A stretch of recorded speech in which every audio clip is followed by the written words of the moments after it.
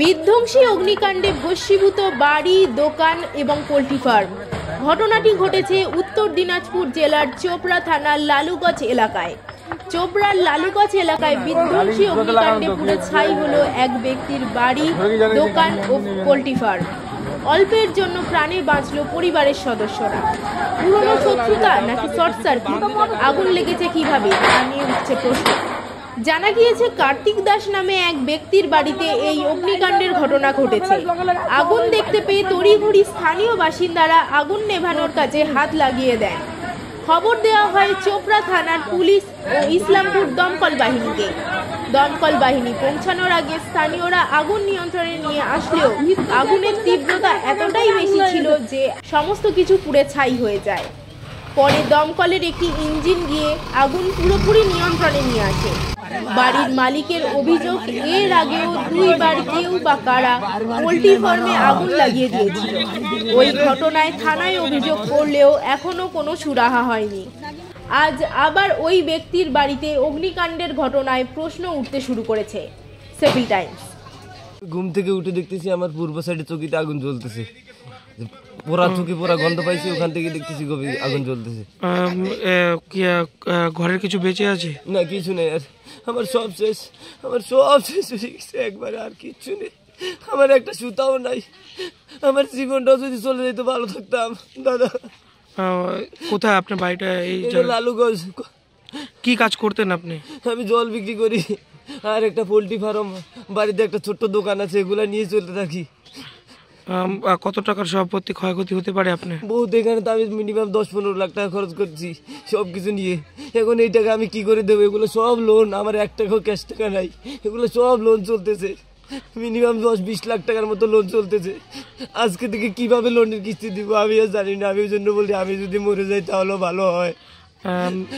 আপনার নাম? আমার নাম কার্তিক দাস।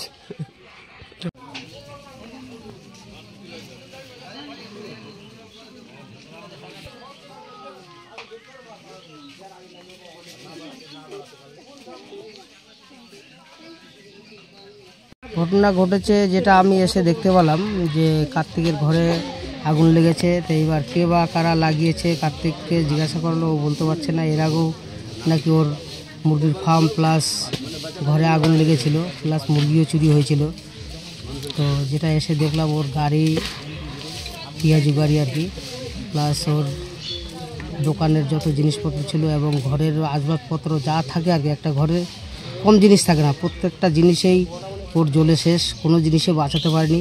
ওরা স্বামী স্ত্রী দুজন যে বেঁচে ফিরেছে মানে ঘর থেকে, এটাই সবথেকে বড় কথা।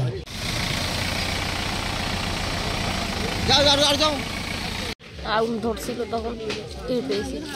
কোন সাইড থেকে টের পেয়েছিলেন? এই সাইড থেকে ধরতে ধরতে আমাদের ঘরে গেছে। মানে জানলা সাইড থেকে ধরতে ধরতে? হ্যাঁ, এদিকে রাস্তার পাশ থেকে ধরতে ধরতে ঘরের দিকে গেছে। ধরতে ধরতে কটার সময় টের পেয়েছেন আগুন লেগেছে? 4টা। কিছু কিছু বেঁচে আছে ঘরের? না, কিছু বেঁচে না। কোথার থেকে বের করবো? আমার মানুষ নিয়ে, বাচ্চাটাকে নিয়ে বেরোতে পারছি না। কিভাবে কোনো ক্ষয়ক্ষতি, মানে শরীরে কোনো ক্ষয়ক্ষতি হয়েছে? শরীরে তো বের হয়েছে, আর কিছু তো বের করতে তো পারলাম না। আপনি কি জটিল কিছু সমস্যায় ভুগছেন? সমাধান পেতে চান? যোগাযোগ করুন প্রখ্যাত জ্যোতিষ ও তান্ত্রিক মনসারাম ভট্টাচার্যের কন্যা মনসা কন্যার সাথে। প্রখ্যাত জ্যোতিষ ও তান্ত্রিক মনসা কন্যা হাওড়া জানবাড়ি ও হাতিবাগানের নিজস্ব মন্দিরেও বসেন। যোগাযোগ 9830106967 আর 9239655323।